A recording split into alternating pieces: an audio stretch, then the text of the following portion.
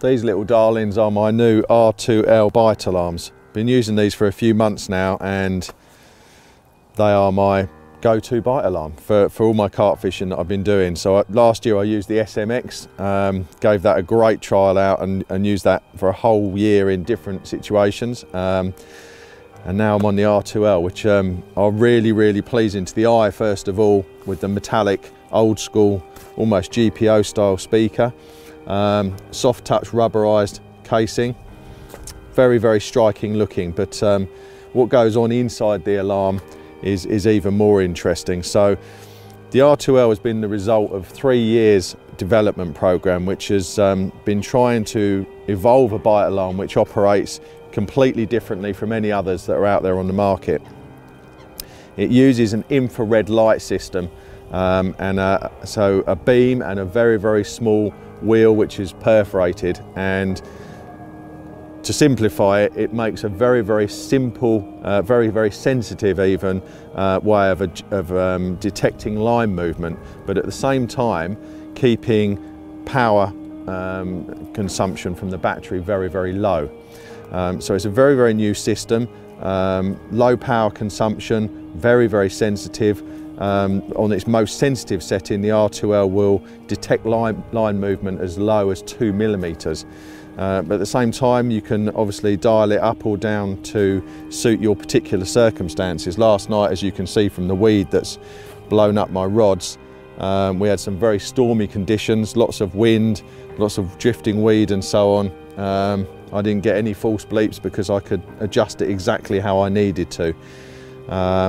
So I fitted these actually with the new SNZ bobbins, and you can see that very sensitive. That's not on the most sensitive setting, but that's about right for this situation. You'll notice the secondary LED, which is the drop back function.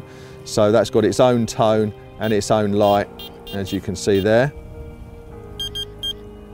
which is always handy, so you know what's going on when you're away from the bite alarms. You know what you need to react to.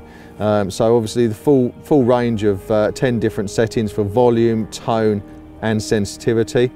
10 different ranges. We've got the power button here, just press and hold for on and off. It's also got an auto-activated night light setting, so when you've activated that night light setting, it's got a sensor in the alarm. It will then come on in periods of low light levels, so just on dusk the night light will self-activate.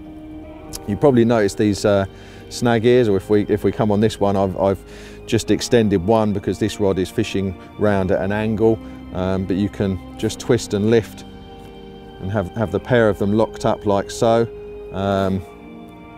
Built-in snag ears, so very nice looking alarm, one that's going to prove very popular, I'm sure. It's already very popular with me and the guys on this lake who have been coming around and asking me about it. This is the receiver, beautiful little receiver. We can see that we've got a threaded area at the bottom if you want to fit it to a bank stick. Also comes with a lanyard if that is your preference. I like to have it on the bivvy table next to me or in my pocket. This has got a couple of nice little features, so you can key it to 4 different alarm heads, different colours.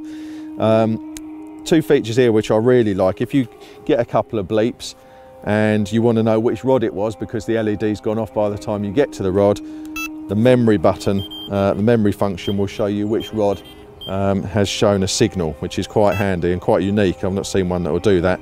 This is nice as well.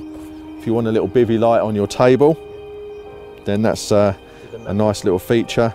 You can dial up and down with the volume and on off with the power. Same metal speaker, which gives considerable volume should it be required, and you get a lot of range with this receiver, which isn't saying that it's good angling to be a long way off your rods, but having very long range transmission on these means that if there are any obstacles between you and your rods, like a high bank or some reeds or something, you will still get a good strong signal.